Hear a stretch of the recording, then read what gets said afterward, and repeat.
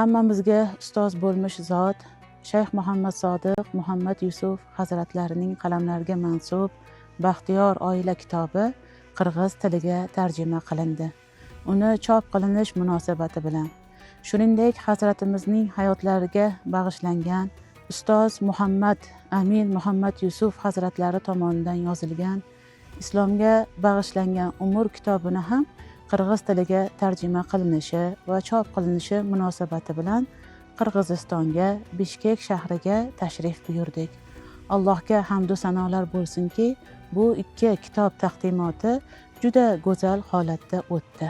Taqdimotda hozir bo'lar ekanmiz, bir tomondan hazratimizning unumli mehnatlari, sersamar hayotlari haqida, dam olmasdan qilgan jiddiy jahdlari haqida o'ylanib, ta'sirlansak, boshqa tomonidan Qirg'izistondagi qardoshlarimiz ham jiddiy jahd qilib, bu boshlangan mehnatlarni chiroyli tarzda davom ettirayotganlaridan ta'sirlandik.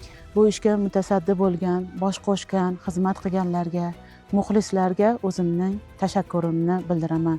Xususan Qirg'iziston musulmonlar diniy boshqarmasiga rahmat aytaman. Shuningdek, Darak nashriyotiga alohida tashakkurlarim bor.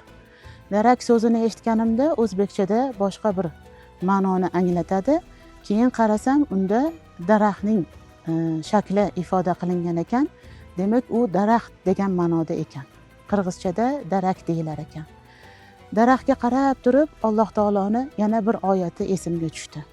Va ana shuni aytishni ravo ko'rdim. Alloh taolo marhamat qilib aytadi: Astag'firullah.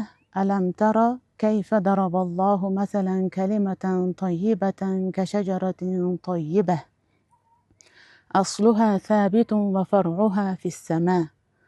Alloh taoloni zarbul masal qilganini ko'rmaysanmi?